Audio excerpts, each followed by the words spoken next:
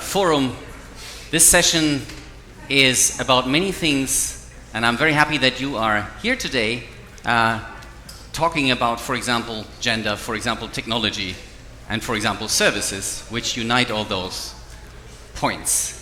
My name is Hannes Schloemann. I'm a director of WTA Advisors, one of the co-organizers of today's session, but the real organizer here is, of course, UNCTAD.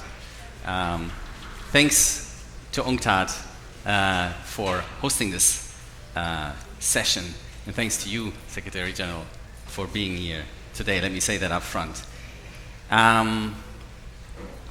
Real market access for real LDC services exports is our theme today. Real market access. Why are we saying real? Well, because we mean real not on paper, which is what happens when trade negotiators get into one room. There is a certain risk that we talk about paper rather than the reality. Real also means for real LDC service providers, and one of the messages here is that there are these real LDC service providers, and we need to understand their real problems and address those real problems if we want them to be successful services exporters. The United States Trade Representative Lighthizer yesterday said the WTO is losing its trade focus. Whatever he meant by that, I believe we need to get to it then, to the trade focus. We should let bona fide high-quality LDC service providers provide their services in their export markets and remove the obstacles that are standing in their way. 4 years ago in Bali, at a very similar event, I said the LDC services waiver in the WTO is perhaps a secret champion of services trade liberalization, and I believe that's what it is. Liberalization for the right guys. Liberalization for the guys who have not necessarily been benefiting enough from previous moves. The LDC waiver has given us a discourse and a process. A discourse on LDC services exports and the need for effective measures and effective market access, and a discourse that has mainstreamed some important considerations. The first one being LDC's export services. All services in all modes of supply. So we're not talking just about tourism and a few nurses, although tourism and the nurses matter. We're talking about a lot of things, and we are going to hear some stories today. Second, there are many world-class, high-quality services and service providers among them. They don't have to hide anywhere. They just need to get a fair chance at the market. Third, there are a myriad challenges that LDC service suppliers encounter. Some of these challenges are business challenges, like any business in the world has. Some of these have to do with financing. Some of them have to do with regulation and under-regulation at home. And some of them have to do with effective access to their target markets. It's that last aspect that captures our main attention today, but that doesn't mean that the other aspects don't matter. But the last aspect, effective market access, matters, and we need to talk about it. Perhaps the most important message is we can and should provide LDC services and service suppliers with better market access. Services matter greatly for society at large, for gender, for equality, for the development of future forward-looking industries. Servicification and automation are here for all of us. And without a strong services industry, our countries will not succeed. With a strong services industry, we can be players in global value chains and succeed. What is needed to make things work for LDC service providers? Well, I think we have three themes, really. Attention to the details and to what needs to be done. We need a dose of generosity, although this is not about donors and donees. It's about market access. And lastly, we need creativity. And it's that creativity that is so far missing in some of what we've seen in the process. Ladies and gentlemen, without further ado, I should not be speaking too long. Let me introduce to you the panel. The panel, of course, is only part of who is in the room. We have a range of people with the appropriate positions who have a lot to say about this. We're going to try to do justice to all of it. Ministers, Excellencies, we're here for a vivid, hopefully vivid discussion. We're also here as UNCTAD, not by accident, because UNCTAD, I personally believe, has an important role to play. Without further ado, let me start to introduce to you the first speaker. Secretary General, you have the floor. Well, thank you very much. Excellencies, ladies and gentlemen, first may I, on behalf of UNCTAD, bid you all welcome to this panel discussion.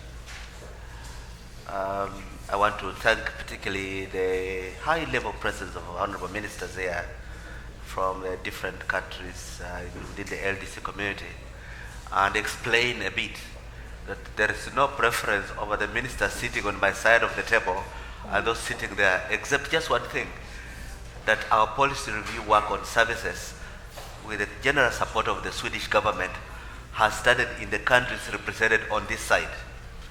And we're hoping that after this, we'll go to the countries represented on that other side. May I also at this stage express our appreciation as an organization to the Swedish government for the general support that has enabled this initiative to gain momentum. And in that regard, I want to recognize the presence in our midst of the Director General of Trade of Sweden, Mr. Teppo Tauriainen, who is with us this morning. Thank you very much, and we appreciate very much to count you as true partners in this important initiative. I will mostly do the very brief remarks here to say the potential for services, integration in the global services trade, portends very, very phenomenally important contribution for LDCs realizing their aspirations, not just for the graduation deadlines, but importantly for inclusive prosperity up to by 2030. While we appreciate the general declarations and notifications of preferential market access in the services and the waivers under WTO for market access for LDCs, we also appreciate that the taste of the pudding is in the eating. If we are told a door has been opened and we're not seeing very much movement through the door, we must address both sides of the door. Are there supply side challenges? Are there effective access challenges that are impeding the realization of these opportunities? And to us, this is the critical area of discourse. At the one level, that there's more generous offer of an area that has limited impact on the growth of the services industry in the LDCs. Notwithstanding the fact that services remain a major, the largest contributor to the GDP of LDCs, but that if you measure success by growth, in a decade of the services waiver for LDCs, the contribution of LDCs to global commercial services export doubled. But it doubled from 0.4% to 0.8%. Now that is not terribly much to write home about.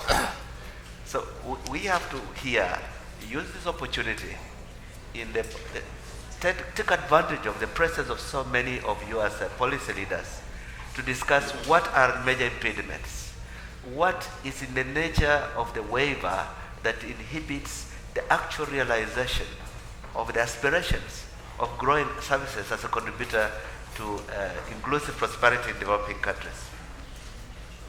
A number of things emerge to my view, and that's to say, if I'm speaking too long, someone will tell me.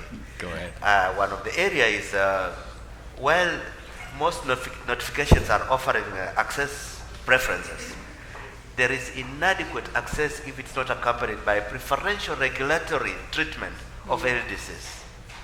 At many inhibitions in the regulation of access make the vulnerable unable to utilize the declared preferences that are offered to them.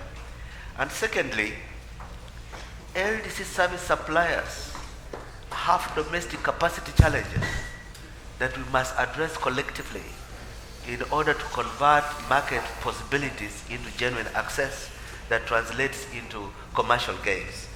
And this calls for a clearer engagement on the policy and regulatory measures needed for building supply-side capacities within the LDCs in a way that is concretely related with the offers that are contained in the waiver. But beyond this, there is also the inadequacy of the waiver itself, and I think in the context of multilateral negotiations, we have to start looking at how can we nurture a new regime of market access waiver that genuinely translates into realizing the potential of services export as a contributor to the growth of LDCs. At this stage, Mr. Moderator, I'd like to thank you very much for the attention, and I can intervene a bit later again. Thank you. Thank you so much, Secretary General, for these words. Mindful of the time, let me play over to Hadil Hijazi, my colleague at WTI Advisors. She and I have been tasked by UNCTAD to conduct a small series of pilot studies, generously funded by the Swedish government, to look into the implementation to the reality of services exports and juxtapose that with that reality that you just referred to, which is the reality of a beginning implementation, operationalization of the services waiver. So we've looked at the reality, and Hadil will introduce a few of the reality stories to us to give us a feeling for where we actually stand. Hadil, you have the floor. Thank you, Hannes. Excellencies, Secretary General, ladies and gentlemen, it's my privilege to be here today to discuss with you and share with you the findings and our insights that we generated from talking to business providers and service providers in LDCs, in the 4 LDCs that we visited a few weeks ago, in fact. Let me start from where the Secretary General left it. How can we nudge or create a system, waiver system, that provides real market access and other preferences for LDCs and LDC service providers? This is really the story. Last year, in 2016, UNCTAD asked us to conduct a desk study that assesses the quality of the notified preferences. We did that. We looked at the 23 notifications at the time. We complemented that with the latest notification from Panama this year. And we came up with interesting results. In short, the preferences, they shortfall of the expectations. Most of the measures that were announced are shallow. Many of them are, in fact, not real preferences. They are already, they provide treatment that is already applied to most WTO members or to WTO members. And they do not respond to the call by the LDC group and by LDCs to provide real market access and regulatory and other preferences. If I share in a very briefly some of the statistics from the 24 notifications that we have up to today, only 2,000 of these notified preferences provide real preferences. Real preferences are preferences that provide treatment that is better than the GATT commitments of the WTO member. The rest are not real preferences. 40% of those real preferences are equal to the DDO offers that were offered by WTO members. And only 48% go beyond the DDA offers. 25% of these notified preferences are equal to a treatment that is already offered by the preference granting country to its PTA partners, FTA and other PTA partners. And 46% of these notified preferences go beyond the collective request. And some of that is in Mode 2, which is not very significant because there aren't many restrictions in Mode 2 to start with. So it requires skills, but it doesn't require formal education. I was told by some of these studios that within 6 months they can educate and they can train someone who has never ever touched animation to become an animator. And of course, the education and the capacity building needs to continue. But can you imagine what this means what this means for a country that has high unemployment, especially among the youth. So what are the issues?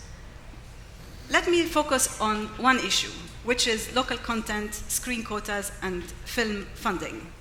A classical issue that faces animation and the film industry in general is local content. Many countries, they fund the production of the film industry and the production of animation. And this funding, it's usually state funding. And this funding comes with certain requirements, which is to have 100% local content. This means that third country animation providers or animation studios cannot really participate in this production. There are certain exceptions. If a country is or a studio is party to a co-production agreements, then they can have access to that. Many LDCs are not parties to co-production agreements, so they face a major challenge of this. One of the providers that I spoke about has excellent contacts with Irish film producers, and the Irish film producers, they would love to work with the animation studio in Cambodia. The problem is that Ireland or the Irish Film Board, when they finance and fund animation or films in general, they require 100% local content. So the question is, what can be done? And this is where the creativity and the attention to detail that Hannes spoke about comes into play. It would be important to extend the local content requirement to, or the national treatment in this case, to LDC service providers, either on a full basis or on a partial basis. Even if 20% of the local content can be extended to countries like Cambodia, Nepal the same. I also visited a wonderful animation studio there that provides services to Disney and employs hundreds of animators. If this can be extended, if this local content can be extended, then we are creating significant job opportunities in LDCs. We are building capacities. We are providing young people with exposure and interesting opportunities. Another issue is, let me talk about Nepal, so I do justice to the 4 countries very briefly. Nepal also has an impressive portfolio of services exports. Let me talk about IT and BPO services in particular. I met with companies in Nepal that combined, they employ literally thousands of IT specialists and IT engineers, and they provide services that range from servicing companies, multinational companies that are engaged in the production of self-driving cars. I was told by one company that they service 50% of the companies worldwide that are engaged in the production of self-driving cars. To other companies, one young Nepali IT person I met with, CEO of a company, he developed IT solutions for governments worldwide to deal with the government procurement, and he's selling these services to Europe, he's selling this service to Africa, and in Asia. And other companies that I met with also provide fantastic services. So let me focus on one of the barriers that these companies face. Visas and work permits. As we know, IT services are exported primarily in Mode 1, so one would think that visas and work permit don't matter, but they matter big times. In order to conclude contracts, in order to meet clients, these companies often have to go and visit their clients abroad. Hannes, would you give me 2 more minutes? I give you 1 more minute, but really just 60 seconds. Okay. So let me talk about Zambia. Zambia has also impressive services portfolio, services exports. One of the services sectors that is promising in Zambia is insurance and reinsurance. One of the problems that these insurance companies and reinsurance companies face is the local preference for reinsurance, meaning that countries where these reinsurance services are provided, they require that the reinsurance is done through local insurance providers. So this means Zambian reinsurance companies do not have access to very important markets in the region and beyond for reinsurance. Zambian insurance companies, the direct insurance companies, they provide insurance services through Mode 3. They have branches and offices in Africa, and they face problems that are Mode 3 related issues, visas, capital requirements and others that I would skip because of time. Senegal, the fourth country that we visited. Let me focus on music performance in Senegal. Senegalese music is famous worldwide. Senegal exports music performance services. The problem is that these musicians are often young, and they don't get visas very easily. They are young men that usually the immigration officers at embassies, they don't give them visas very easily. This means that these guys cannot participate in, cannot perform abroad, cannot participate in important festivals, and they lose opportunities. So visas and work permits are a major issue. Another issue for Senegalese musicians is the withholding tax in important markets like France, where they are treated as if they were employees and not as independent professionals in these countries. Where does this leave us? This leaves us with the need to understand what exactly LDC service providers face and come up with creative solutions to target these problems. Creative solutions can be devised. It's not too difficult. Maybe we can talk about this in the discussion. Thank you very much, Hannes, and thank you for listening. Thank you. This lengthy. Thank you so much. Is this working? Yes, it is working. We have a lot to talk about, and we have very little time. Monsieur le Ministre, Minister of Commerce from Senegal, has joined us. I'm very happy that you are here. I myself, as Hadil just said, was in Senegal just 10 days ago, et on a trouvé une très forte politique envers les services, et on a trouvé une ville et un État plein de prestataires de services, de fournisseurs de services qui veulent et qui exportent beaucoup de services. Monsieur le ministre, vous avez la parole. Thank you. Let me thank UNCTAD and the Secretary General for this invitation, and also to say all our pleasure for the recent mission you do in Senegal on 27th of October. It's very, very useful job. I think you identify the obstacle and also the issue of services in our development. And I would like to thank very, very well this job you are doing for the LDCs and all the study you are always doing.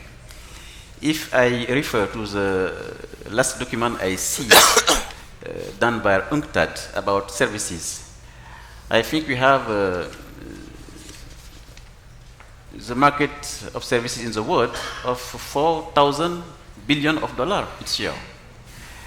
I think it is a very, very good opportunity. It is a very, very real potential for our economy. When we talk about export markets, my idea, I believe, we must focus on regional market for services. I take an example of movies. Some years ago, in Senegal, we are importing many, many movies from Argentina, from Brazil, from Mexico. What is known, telefilm, or I forgot the name. Telenovelas. Telenovelas, yes. We have 4 or 5 years ago, we have young Senegalese. We are producing very, very quality of movies. And now, when you look at our statistic of importation, it decreased about 60% each year. It means we have there a real potential for first local market, but also regional market. You can also take the case of Nollywood in Nigeria. If you are very, very big industry of movies and is exporting around Africa. But the obstacle you talk about our enterprise, what they have in international market, not particularly in Europe, the problem of visa, the problem of rules, the problem of number of, for example, you take the case of health services. For example, if you have an hospital in Senegal, you export services, health services to a European in Dakar, you are only free hospital who are agreed to can export health services in European market. It is the same of obstacle, I think, is very, very difficult for SMEs in LDCs to jump. That's why I think it is important for us to focus on local and regional market for services. The second thing I would like to focus is, it is important for me in our government to put in priority the aspect of service in our policy. For example, in our plan Senegal Emergent, we have the first pillar, who is focusing to transform Dakar as a service, hub services. And I think it is politically very, very important to take services as a very, very engine of development. It is important. The second is reform the environment. For example, in telecommunication, you have a good reform, so to let the young people to create services and to create enterprise in the sector. For example, in telecommunication, we have modified the law, the Code of Telecommunication in Senegal, to let what we name the MVNO, the Mobile Virtual Network Operator, to let young people being provider of telecommunication services. And it's also a very, very, very good role for me to create some job and to create also opportunity. The reform also in the sector of transportation. In Senegal, we built recently a new airport with 500 million of euro, a new airport would open 2 weeks ago. And our goal is to transform Dakar as a hub of transport services and air transport. The third aspect I would like to insist also for government is the problem of infrastructure, because services need an infrastructure to support them. If you take the infrastructure of telecommunication, you need to have optic cable. If you have the services of transportation, you need to have airport and so on, hospital, education.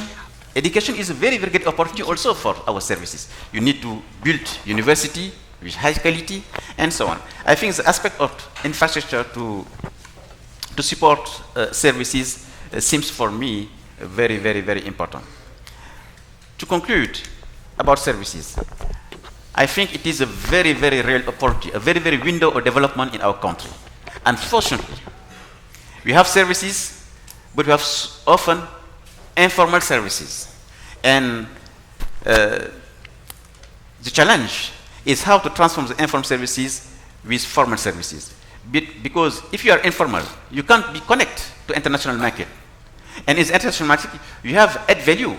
And I think our country, we need to identify the aspect of services in which we can invest, so that when we build a very, very human capital, it is fundamental for services.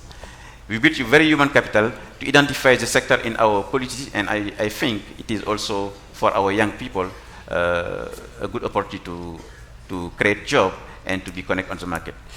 Je voudrais, puisque je n'ai pas compris qu'il y a des traductions, donc je voulais donc donner quelques avis dans un anglais assez cassé, mais j'espère que je me suis fait comprendre. Thank you very much. Thank you very much, Excellency. Not at all broken. The Secretary General, unfortunately, has to cut himself into two pieces. We were very happy to have you as a whole. Monsieur le Ministre, thank you so much for these points. I think a lot of food for thought here, really. I am hearing a lot of messages that I would like to emphasize. Formalization, the importance of regulation, the importance of homework that, of course, we have to do. But at the same time, there are real market access issues that we need to tackle, and it's the total that we need to tackle. Finally, the point that services are really the engine for development, and I think this is something that we cannot underscore more. Let me, without further ado, switch over to you, sir, Mr. Minister Bahadur Bishwakarma, if I got that right. Yeah. Minister of Commerce in Nepal. Nepal, obviously a famous LDC for having been one of two who acceded to the WTO first. The other one being Cambodia, of course. And second, for a vibrant services industry. Tourism is very well known. Hadil already highlighted IT, but you have, I'm sure, even more to tell. Minister, you have the floor. Thank you. It's one. Moderator, Director of WTI Advisors, Deputy Secretary General UNTAC, Honorable Ministers, distinguished delegates, ladies and gentlemen, I would like to give you a warm greetings on behalf of Nepal government and Nepalese people. It's a great pleasure to be here today at this high-level event on real market access for LDCs, service exports, organized in conjunction with the 11th Ministerial Conference of WTO. I would like to extend my appreciation to UNTAC for organizing this event to discuss on trade in service, in particular on the service waiver. As the LDC service sector achieved an impressive average growth of 12% until 2014, and its growing segment with high potential, I attach importance to the conversation we are holding under UNTAC auspices today. The world today is undergoing substantial diversification in economic activities as it is fueled by globalization, interconnectedness, and competition. Despite marginal role in global economy and trade, there is an increasing pressure on LDCs to keep pace with the changing world economy and look to elevating their economic status, while ensuring poverty reduction, job creation, and inclusion into the global trading system. Service play an important role not only as a source of export diversification, but also as a source of competitiveness for the economy as a whole.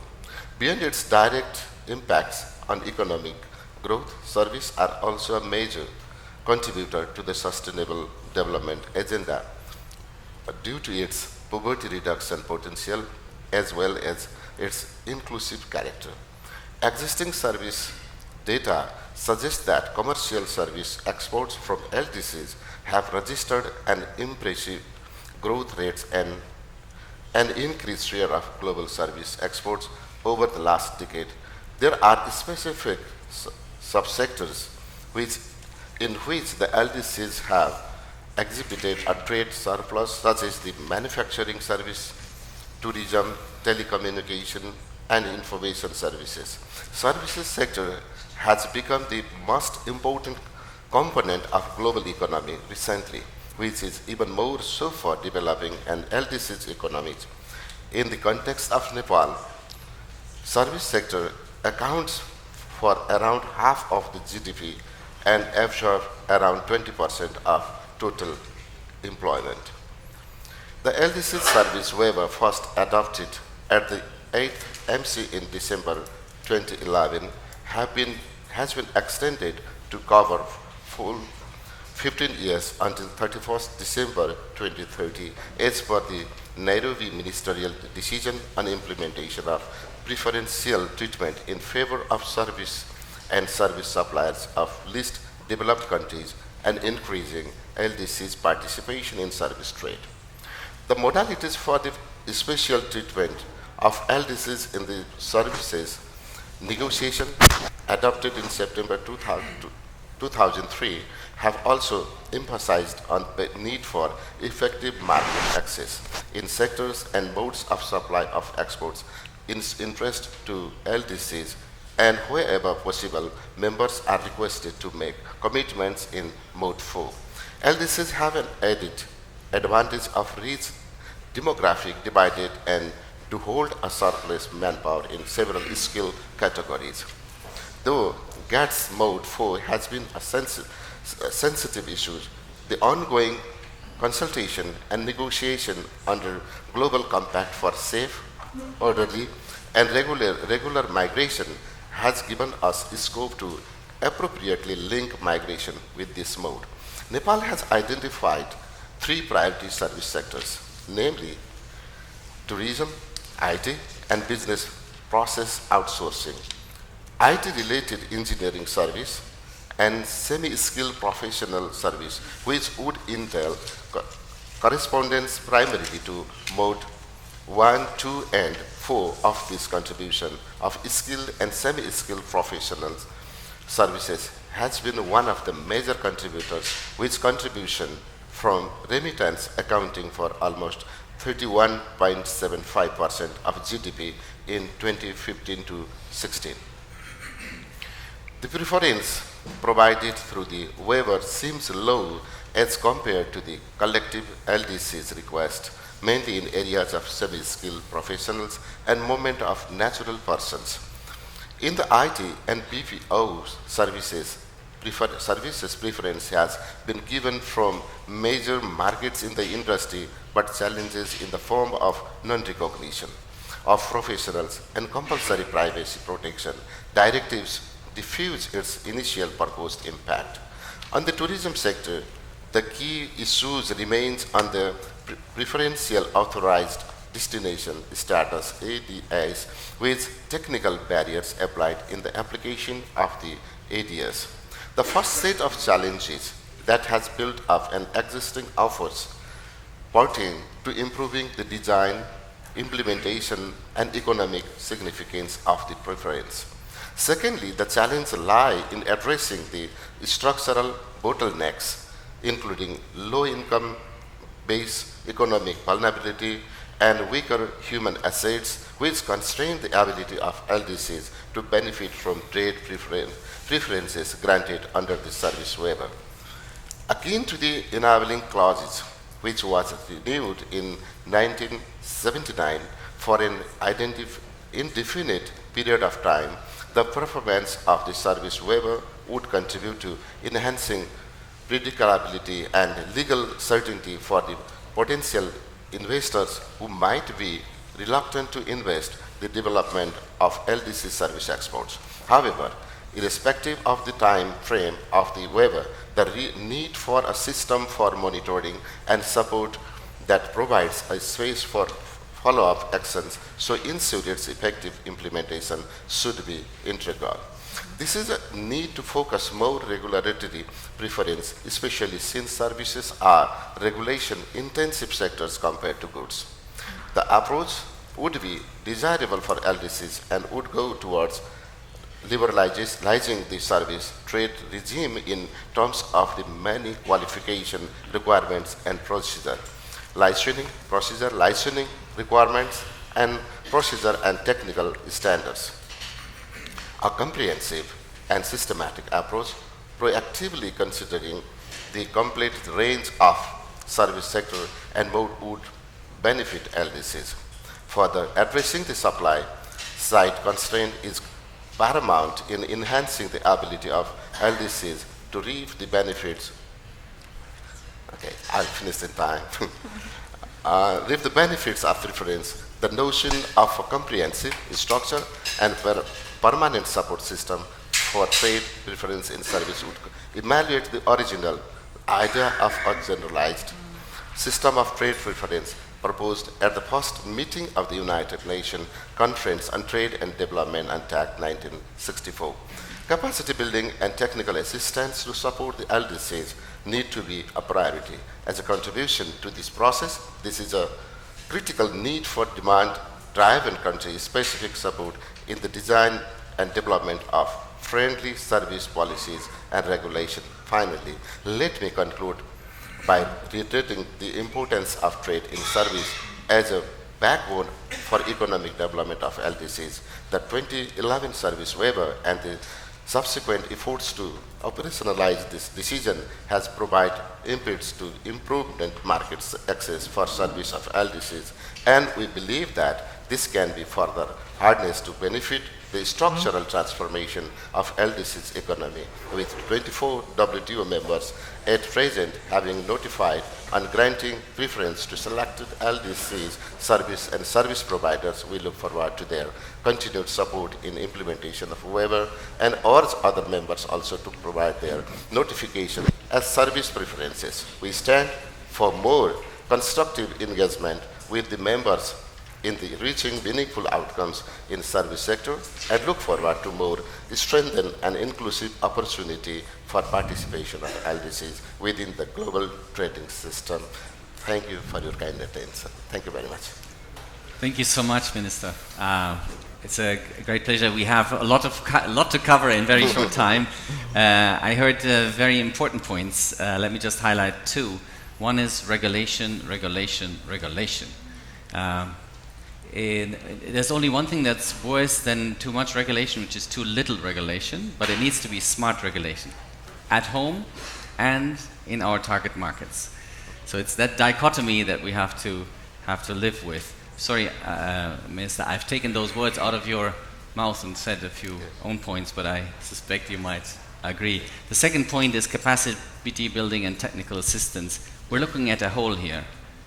We need to address the complexity of home constraints, supply side constraints, but also the constraints in our export markets, and we need to get to that point. Mindful of time, let me move on right away, and at this point I would like to move on to Zambia. Margaret Kyambadde is also called Margaret, is not the minister.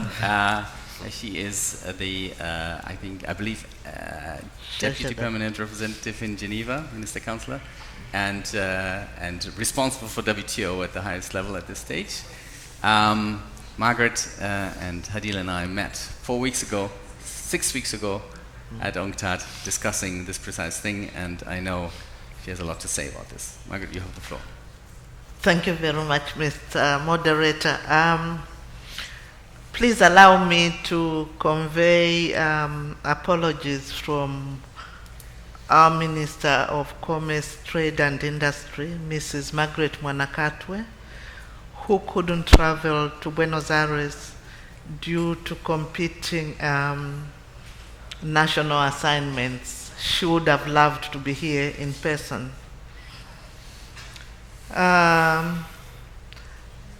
Mr. Mukisa Kituyi, UNCTAD Secretary General, Honorable Ministers, distinguished guests.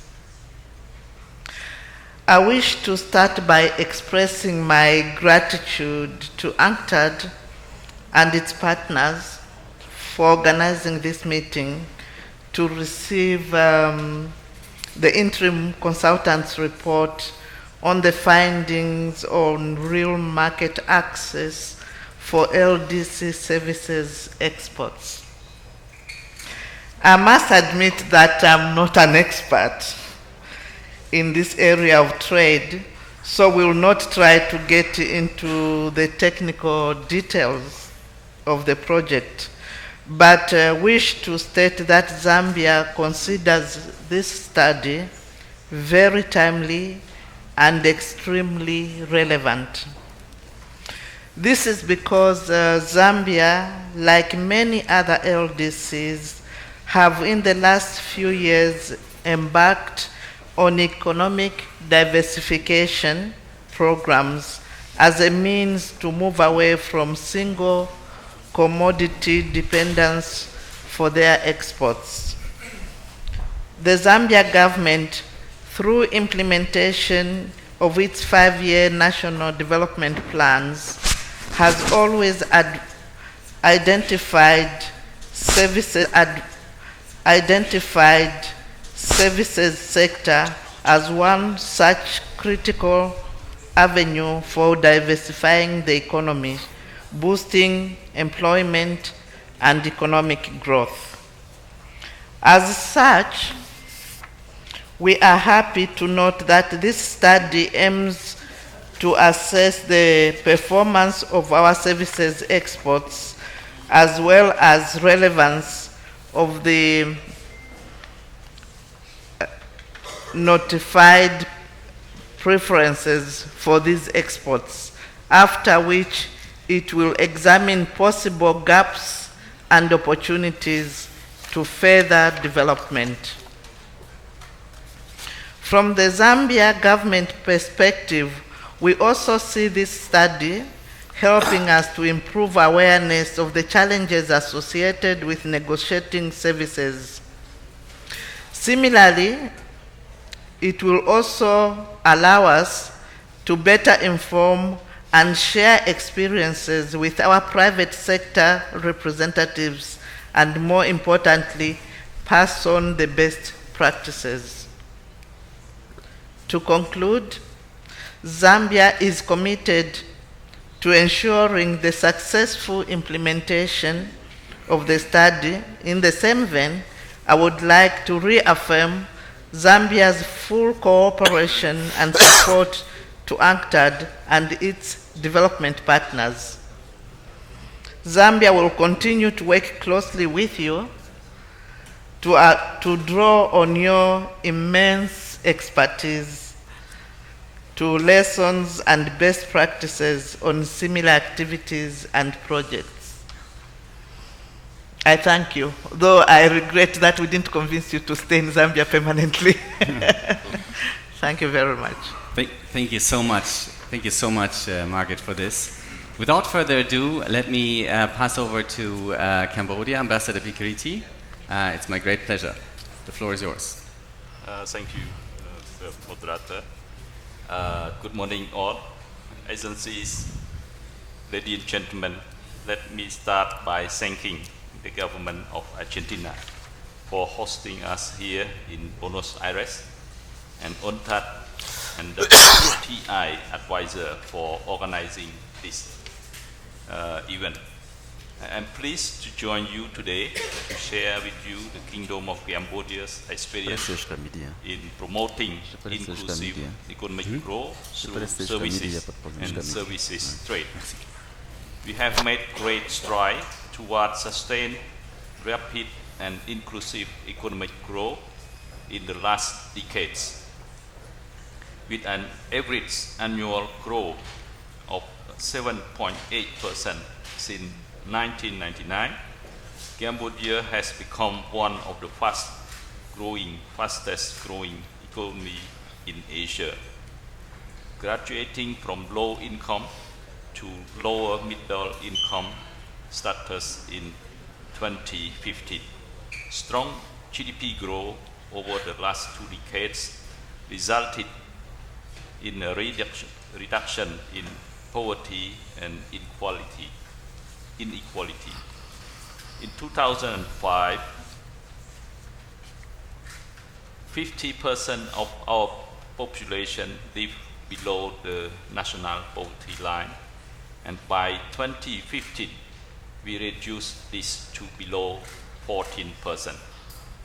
Cambodia's economic growth owes much of its driving force to services trade.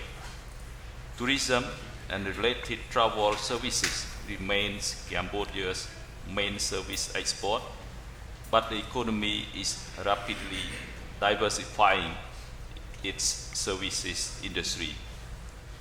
Today, Cambodia exports banking services, including in Mode 3, to regional markets, IT-related services, business processing operation, animation services, and other professional services to regional and global market.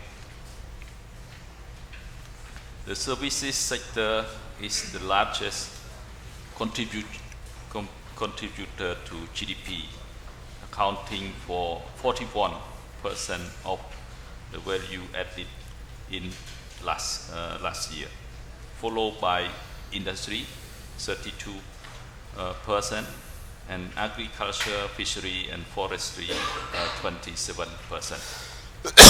Cambodia is committed to achieving economic development, poverty reduction, and job creation. From our experience, rapid economic growth and employment cannot occur by relying on domestic market alone, but require access to a larger markets abroad. For this purpose, the government of Cambodia has been actively participating in the multilateral and regional fora to improve market access and reduce barriers to our export.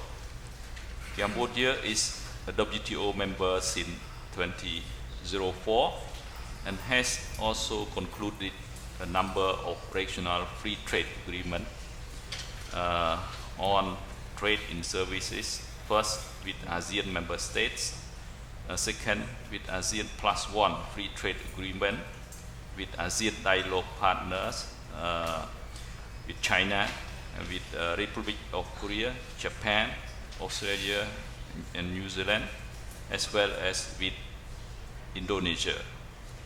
Parallel to improving and securing market access for our services trade in export market, we design and are implementing a series of national reforms geared towards promoting trade, enhancing the competitiveness and productivity of our economic sectors, including services, improving the business environment and investment climates, including through adopting technological solution, example, electronic application for certain procedure, such as companies registration, certification of certificate of origin, as well as the elimination of informal payment and trade facilitation measures. Example, Cambodia officially launched the single window service to streamline work across several departments. Cambodia today is one of the most open economies in Asia, ranking below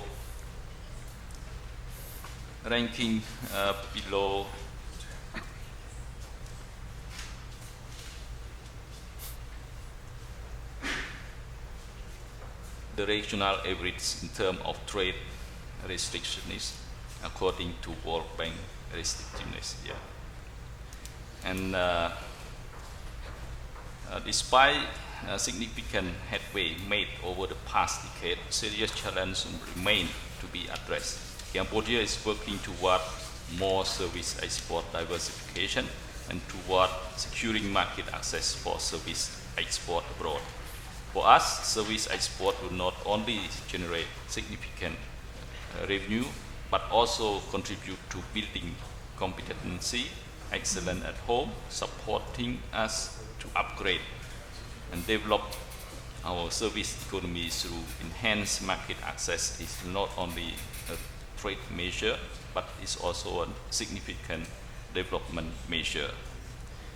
In this spirit, I welcome UNCTAD's initiative to further follow up, monitor and encourage and design real preferences that support us in this process. Thank you. Thank you so much, Ambassador. That concludes the round of the countries that have been part of this first pilot exercise. As the Ambassador just said, there is an initiative to go way beyond this. I think there is a lot more work that needs to be done. And in that spirit, I'd like to invite Mr. Tauriainen, the Director General of the Swedish Ministry of Foreign Affairs. Sweden, of course, has had the grace to fund this pilot project. Sweden is also a champion generally when it comes to furthering the thinking on trade and services. The Kommerskollegium is famous for doing precisely that. Mr. Tauriainen, without further ado, may I invite you to come here? You have a microphone. Very good. Thank you very much.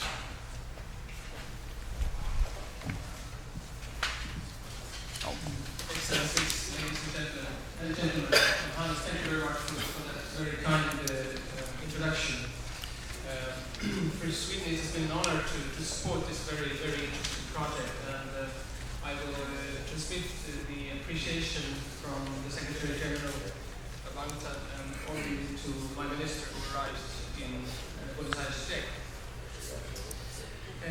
Listening to all of you this morning, of course, underlines the importance of trade and services, and there's no doubt about that.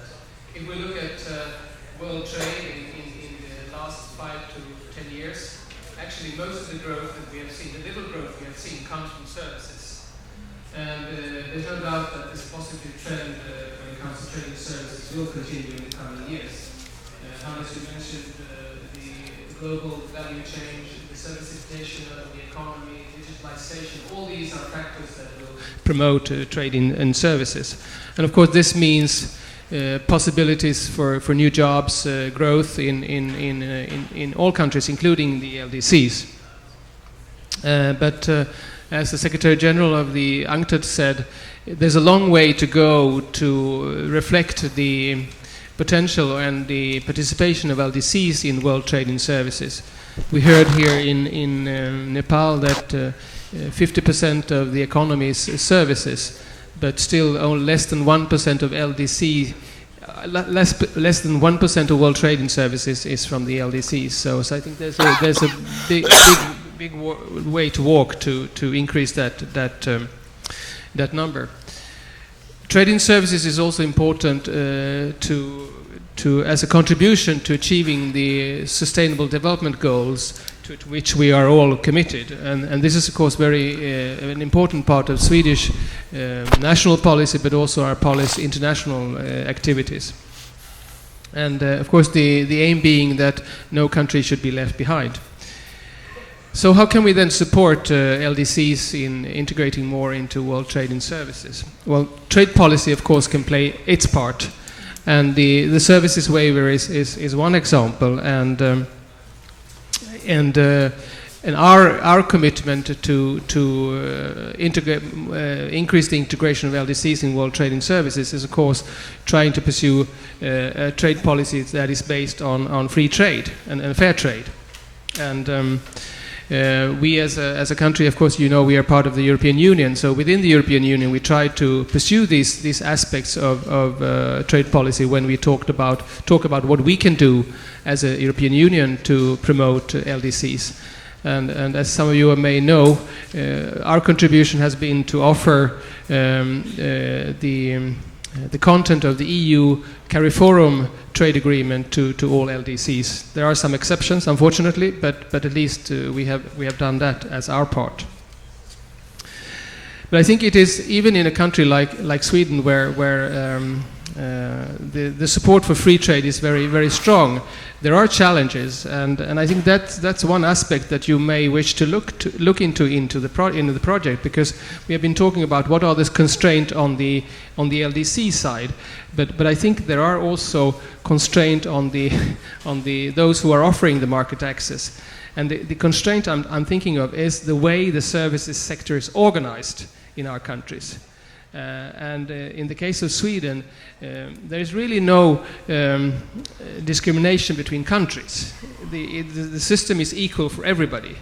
And I know that when we have discussed, we come from the trade side and discuss with our services, those who regulate our services sector, it's very difficult to get them to agree that, okay, we could differentiate between countries, because that would complicate the organization of the services sector. So that's an important aspect to keep in mind, and I think creativity is important there to see how can we do this without maybe compromising some of the other, the way we organize our services sector. And I also wanted to mention, when you talked about animation, and the problems you are facing trying to access funds in certain countries. Of course, there are also other policy objectives that will not always play in the same direction, and we also need to take that into consideration when we look at how can we contribute. So trade policy is one way for us to contribute to the integration of LDCs in world trade and services. Of course, development cooperation is another one, and there we can, of course, assist when it comes to constraints on the supply side to raise the capacity And I think our support to this particular project is an example of where we think that we can contribute to raise the capacity of LDCs. And I think the studies that you have done so far sound very interesting, both when it comes to identifying those sectors that are most important for LDCs, but also to identify the constraints. And hopefully this will be very useful for LDCs when LDCs formulate their policies on services. Let's see here. One aspect that I wanted to also touch upon before I conclude here, and that's the importance we attach to inclusiveness. We believe that as many actors as possible should be included in the world trade and in services. And here I'm not only thinking about countries and the most vulnerable of countries, the LDCs, but also all groups in society. Gender equality has been mentioned here, and of course women are a very important part in increasing the importance of a services sector in a country. And for us as a country, the gender perspective is extremely important in anything we do, and we believe that it needs to be taken into consideration in all stages of development. And that's also why we have supported the UNCTAD Gender Toolbox for Trade project, which is a very interesting project in this respect. And that's why we also welcome the fact that you have included the gender dimension in this particular project. Because we think that investments in gender equality actually has the potential to yield the biggest return of all development investments. And by increasing the share of services employment. And here we can see that in many countries what has happened is that women have moved from the informal sector to the services sector, including in areas that are regarded relatively high on the technical scale.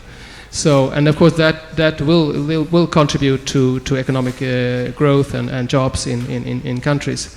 And I think when people ask us about what about Swedish economic success, what does it come from? And I think one factor is the fact that we have the women participation in our economies is very high, and all forces of the country and the economy are contributing to growth in our countries. So I think I'll stop. Et les services connectés. Ces quatre secteurs à valeur ajoutée contribuent à l'économie du pays et peuvent être exportés. Concernant les télécommunications, il existe des potentialités pour élargir la couverture de la vente des services aux pays voisins. Quant au transport et ferroviaire, il y a la possibilité d'élargir ces services pour les pays voisins enclavés par appui comme les fonds fiduciaires existants, sans oublier au niveau national des mesures d'encouragement à l'épargne soit prises pour booster l'investissement. Ajuster l'assistance financière pour les pays en processus de graduation du groupe des PMA pour que ce processus soit durable. Promotion des PPP de parceries publiques-privées au niveau international et l'extinction de la coopération technique et renforcement des capacités commerciales avec des programmes cibles que tenant compte des réelles nécessités du pays. Ce renforcement des capacités doit bénéficier non seulement des institutions publiques, mais aussi les organismes privés et l'association professionnelle. Merci beaucoup et pardon pour mon mauvais français. Merci, Monsieur le Ministre. Merci pour ces observations d'un pays qui est connu pour peut-être plutôt autre chose, mais qui, comme on a discuté avant, vraiment est un pays des services à la fin. I would like to switch over to His Excellency Dr. Bekele Buldao from Ethiopia. Please, you have the floor. I am constrained by time as we have to wrap up by 12:15. So, by all means, so I'm the first one to be given the oral warning to make use you of are time the first one efficiently. who hears it, but everyone will have. Mr. Chairman, let me start my remarks on the presentations of panel members by appreciating two immediate stakeholders of this workshop. The UNCTAD for organizing this timely symposium on trade and sustainable development under the banner of real market access for real LDC services exports, smarting up the tools, which is an interesting topic. Second, I have to appreciate really the Swedish government for financing the study that has served as a working document for 2 days discussion for the 2 days discussion as well as for the years to come. I tried to take notes from the presentations, and the general the conclusion of the presenters is more of talking about the structures of service in the countries and the potentials and the future prospects if something should be done, and it's a more of addressing the supply side and the demand side constraints, as the moderator clearly really summarized it. Of course, the moderator talked about there are world-class service providers in Africa, as if it is untold story because of the weak culture and the capacity of not promoting what we have at hand. I think our Ethiopian Airlines service falls in that category. I will talk about some about Ethiopian Airlines as well. Just to summarize what the presenters and the study results presented by Hadil, as indicated by some of presenters, trade in service is the most recent area of concern, despite the most growing area of international trade. Depending on the level of development of countries, service sector has generally become a core economic activity with significant or major contribution to GDP, employment and export.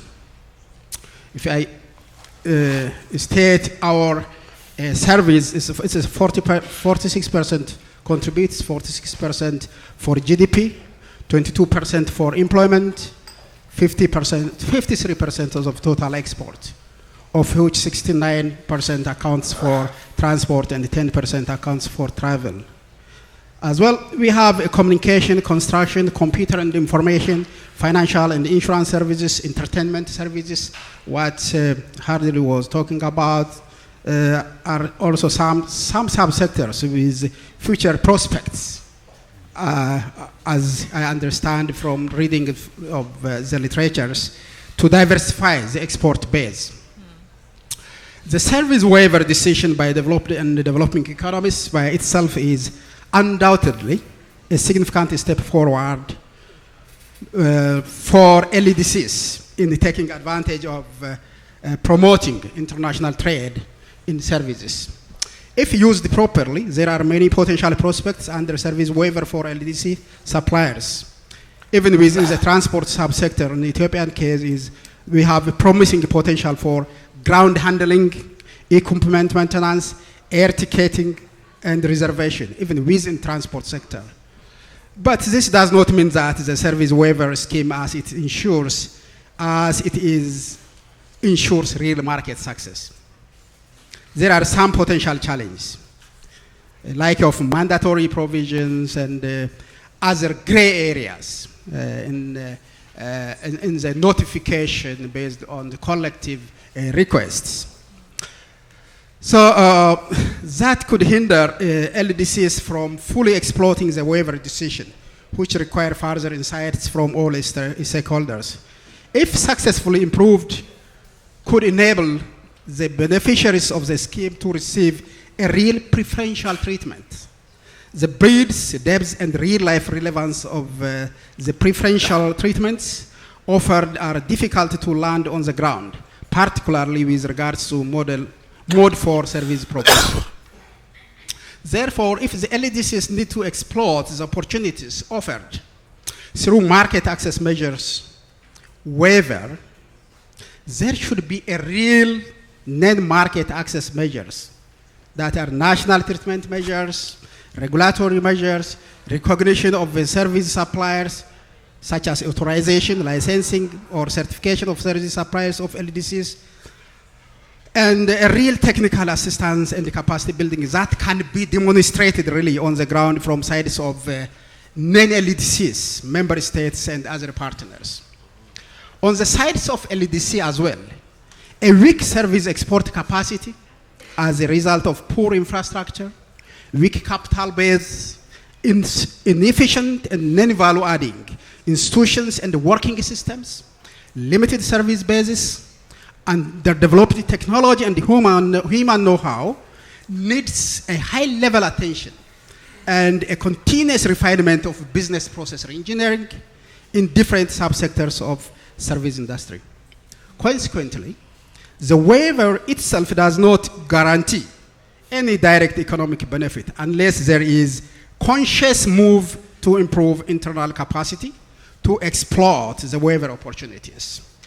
Therefore, realizing the benefits of service waiver preference treatments largely depend upon the commitment of national governments, on ourselves, really, of LDCs in bringing about structural transformation of the economy as a whole. These LDCs need to work seriously to improve its supply side capacity, to be able to fully exploit the service waiver preferential treatment schemes. It is of paramount importance to address the major supply side constraints of the LDCs in exporting services. Obviously, it is essential to build adequate physical and institutional infrastructure that includes dependable power supply, telecommunication, physical infrastructure, and hardware and software components of technological development to upgrade and sustain the competitiveness in the global market. Another area of supply side constraints that need equal attention is increasing awareness of service suppliers within LDC. Increasing the awareness among service suppliers with LDC on the opportunities offered by service waiver scheme, along with its preconditions and requirements, can have a profound and manifested effect on improving the current low-level service export from LDC. In addition, in order to better the set objectives of LDC, the waiver towards LDC's economic growth and their integration to international trade in the service market, addressing the demand-side constraints, especially taking a real non-market access. Measures for real access is à un produit particulier, la vanille, et un service en particulier, le comptant pour 53% du PIB, les services présentent plus de marge de progression. Les services concernés sont notamment le tourisme de santé et de bien-être, équitable et communautaire, et la niche du tourisme de très haute gamme. Les services aux entreprises, normes et qualité, marketing et communication, comptabilité, conseil juridique. Les services liés à l'économie créative, spectacles et concerts, arts et culture, littérature. La sous-traitance informatique, l'intelligence artificielle et l'Internet des objets. La maintenance et la réparation navale. Les mines, recherche, exploitation, commerce. l'ingénierie, énergie renouvelable, protection de l'environnement et l'industrie. Mesdames et messieurs, Madagascar a inséré les services dans sa stratégie d'exportation développée à l'appui de la Banque africaine du développement. Sa mise en œuvre effective devrait suivre dès le début de 2018. Madagascar a fait le choix d'intégrer les communautés économiques régionales comme la SADC, le COMESA, la Commission de l'océan Indien, en ayant pour seul but l'élargissement des marchés, des biens, mais aussi des services. Certaines difficultés ont cependant été observées. L'accès à l'information sur la préférence offerte par les pays plus développés est difficile pour les acteurs des services. Il a aussi, il faut le reconnaître, un certain frein culturel à l'internationalisation des PME. Les chefs d'entreprise considèrent que le marché extérieur ne peut pas être accessible et même pas en mode 1, consommation à l'extérieur, ou en mode 2, consommation locale des services étrangers. De plus, les problèmes ayant trait aux paiements internationaux freinent encore beaucoup de PME ou d'entrepreneurs individuels. Si l'on ne cite que la difficulté des paiements en ligne, quand bien même la solution commence à émerger petit à petit, la route est encore longue avant que les petites entreprises puissent tirer un profit maximum de leur potentiel. La persistance d'une approche cloisonnée des services, banque, télécommunications, transport, tourisme, et d'un manque de coopération et de coordination rend difficile la promotion de l'implantation commerciale à l'étranger d'entreprises malgaches. Mode 3, et encore moins l'implantation physique temporaire des prestataires. Mode 4. Il en est de même de la considération de la partie commerciale des services qui restent assez mal appréhendés par les acteurs des différents secteurs concernés. Mesdames et messieurs, pour conclure, je dirais qu'enfin, de mieux intégrer les chaînes de valeur régionales et mondiales et d'augmenter significativement ses exportations de services, Madagascar compte adopter des mesures suivantes. Prioriser les services à très fort potentiel de progression. Mettre en œuvre la stratégie d'exportation des services. Améliorer considérablement la communication sur les préférences et dérogations. Accompagner le décloisonnement en incluant toutes les parties prenantes dans le nation branding. Les partenaires sont notamment invités à considérer les orientations suivantes. 1. Accentuation des renforcements des capacités des organismes régulateurs et décisionnels en matière de commerce et de services. 2. Sensibilisation de tous les acteurs sur la nécessité de mettre en cohérence la politique économique et la stratégie de services. Liste positive, liste négative. Nécessaire pour y parvenir et pour rajouter davantage de valeur à l'offre malgache. Organisation d'un symposium national sur la place du numérique dans l'économie. Appui à la création de programmes de formation qualifiante ou diplômante sur le commerce des services. Identification et création d'une base de données, notamment statistiques, afin de fonder les stratégies sur les commerces de services et de faciliter l'identification des réels besoins et opportunités. Les préférences n'apportent pas des résultats durables si elles ne s'accompagnent pas des mesures permettant la pénétration des marchés. Les pays développés ne devraient pas considérer l'appui aux fournisseurs des PMA comme une menace pour leurs propres prestataires de services, car les deux sont complémentaires et non mutuellement exclusifs. À l'instar des accords de Cotonou en matière de commerce des biens, les accords sur les services devraient être assortis d'un volet développement de la capacité productive pour permettre aux bénéficiaires de tirer profit de ce qui leur est accordé. Les préférences intelligentes sont des préférences auxquelles s'ajoute de l'aide pour le commerce de services. Je vous remercie de votre aimable attention. Thank you so much, Minister. We are indeed in this luxury but also uncomfortable position that we have a lot to discuss but very little time. Without further ado, let me pass over to His Excellency Mr. Tefo Mapesela from Lesotho, Minister of Trade from Lesotho.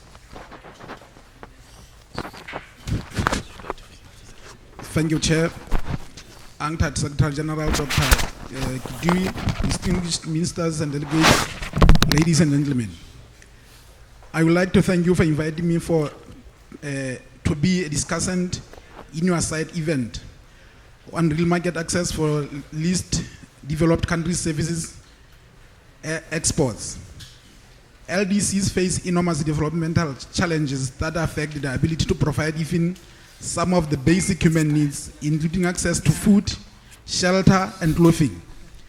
The role of trade, especially international trade, in reducing poverty and high unemployment has proved to be significantly high for all countries, especially in LDCs. In global trade context, the share of LDCs is negligibly looking into merchandise and services trade. WTO statistics show that in 2015, LDC services exports contributed less than 1% of the total global services trade. While for trade in goods, the picture is similar, with LDC's share being just above 1%.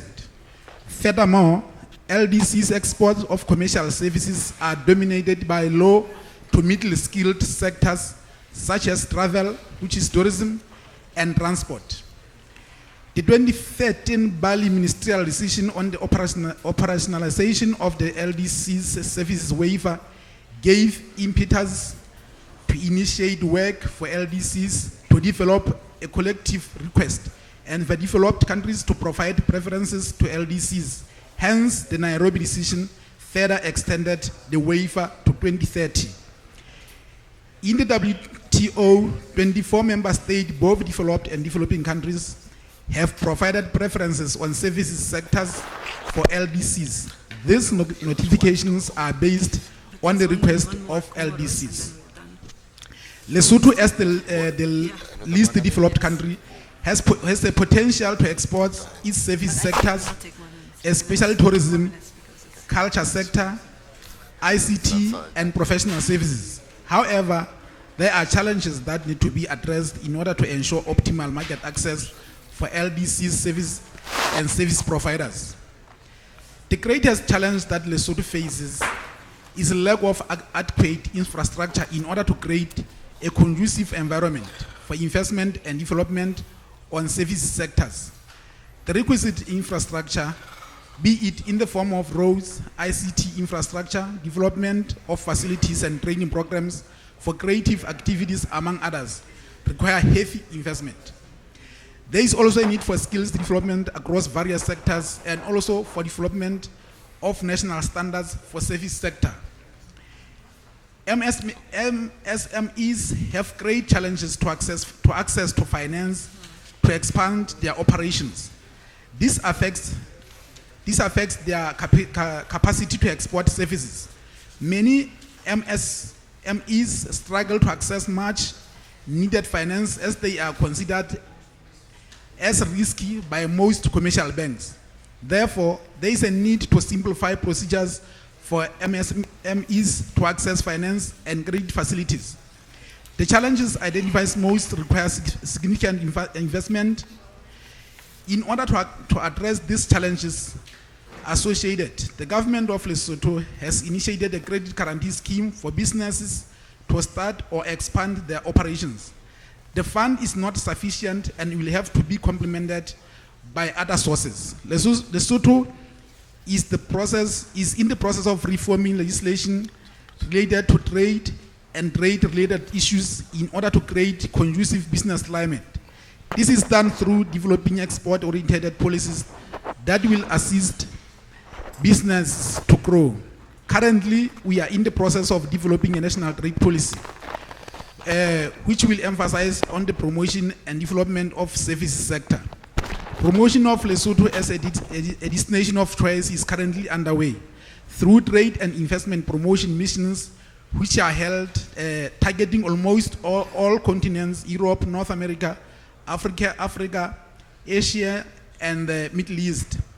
A number of infrastructure projects are in pipeline to address infrastructure challenges with financing from development partners and also government budget.